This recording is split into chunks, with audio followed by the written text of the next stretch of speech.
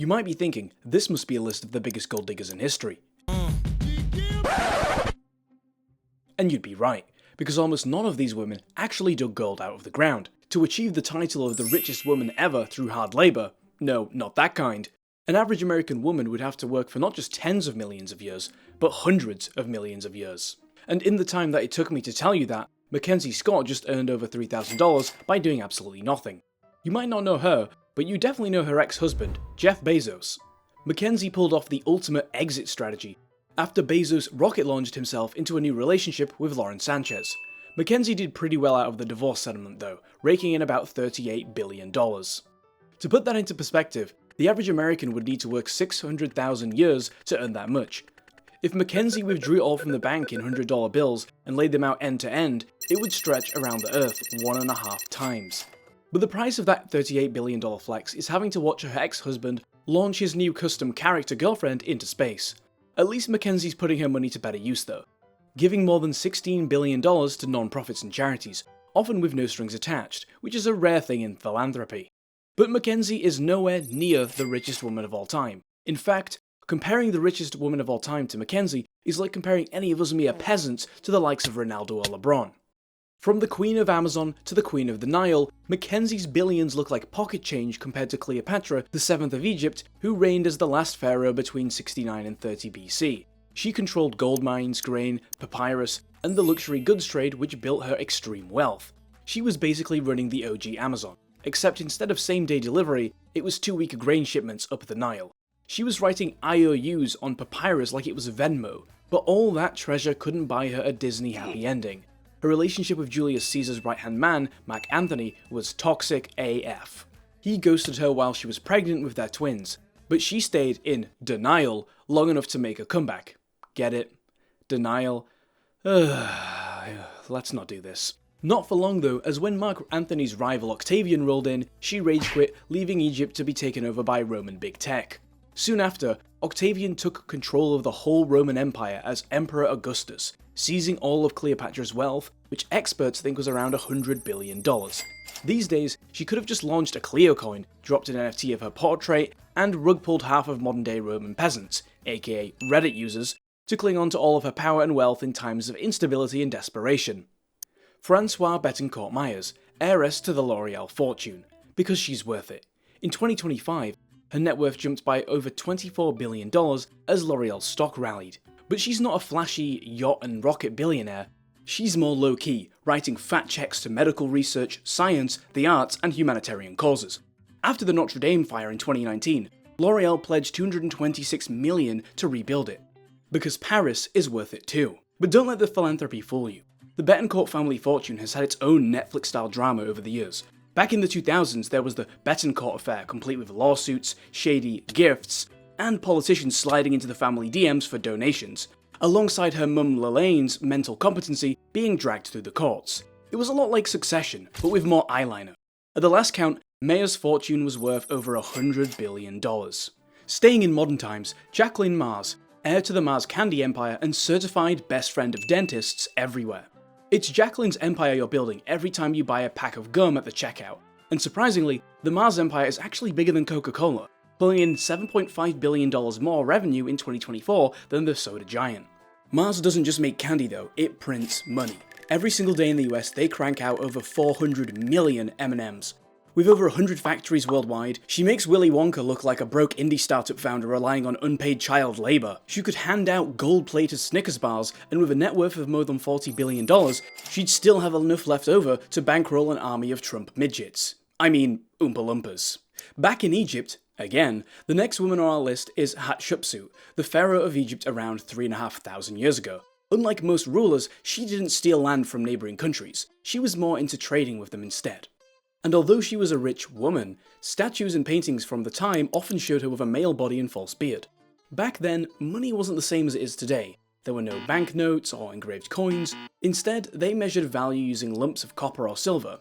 In Hatshepsut's kingdom, a single unit of currency was called a deben, and it was equal to 90 grams of copper. Was it a good system? Depends who you ask. Most of her wealth came from mining and training in gold. But she also had some pretty profitable side hustles in ivory, incense, and exotic animals. But just how much wealth did she actually have? $100 billion in today's money. Not too shabby for a woman whose name nobody can pronounce. Walmart heir Alice Walton is the richest woman alive right now, even though she hasn't set foot inside a Walmart since Blockbuster Video was selling softcore to teens with fake IDs. She's living proof that money can buy happiness, in the form of oil paintings and sculptures. Forget everyday low price and rollback specials. At Alice's house, her personal gallery is more wall art than Walmart. She donates hundreds of millions to art, culture, and education through the Walton Family Foundation. But if the rumours are true, she's far from a saint. She was involved in 2 DWI accidents in the 1980s and 90s, with one of them being a deadly collision. Apparently though, there are 6 billion good reasons why she didn't serve any prison time for either offence. Alice Walton's net worth is about $110 billion, but even with all of that vast wealth, she's nowhere near the richest woman who ever lived. Let's take things up several notches now. You're in 18th century Russia, where Empress Catherine the Great takes the crown for the richest woman of the last millennium, controlling about 5.4% of global GDP. She scaled Russia like a Silicon Valley startup. Step 1. User acquisition, aka rounding up peasants. Step 2. Market expansion, aka annexing Crimea, carving up Poland, and grabbing coastlines. She didn't stop at land though. Good old Cathy also seized cultural power by building museums, galleries, and bringing in Enlightenment thinkers like Voltaire. That's why she's credited as the empress who rebranded Russia from the land of fur hats and vodka to the land of philosophy, literature, and still vodka. All that wealth helped her build a mighty army and put down any whiff of rebellion, like whenever the peasants decided they'd have enough of eating scraps from her table. As well as controlling a huge empire, she was also a greedy lover. Apparently, she had as many as 22 regular lovers throughout her life, and possibly plenty of male concubines on the side, although she probably called them advisors or aides. In today's money, she would have been worth about $1.5 trillion. And you might be thinking, $1.5 trillion? Surely Catherine has to take the cake of having the most expensive eggs of all time. Fabergé eggs, I mean. But no, she might get a silver medal, but that's virtually just a participation trophy against the winner. The next woman on our list is literally the face of money. Not figuratively, literally, trillions of pounds of it. Whenever us Brits pull a tenner out of our pocket, there she is. Although she famously never carried any cash or bank cards, when you're the Queen of England, your credit is good. When she passed away in 2022, Queen Elizabeth II's personal fortune was estimated at around $500 million. But her family real estate empire alone is worth more than $34 billion. And she's the only modern day billionaire on this list who lived in a building with its own dungeon. You know, just in case any of the royal family dinner guests get out of hand. All of that wealth and status gave her lots of soft power. That's why she could hold her own with various tyrants over the years, and arguably had influence over hundreds of billions, if not trillions of dollars, even if she didn't have direct ownership of it. You could say that wins her top prize. Get it? Wins her? Except it doesn't. Not even close.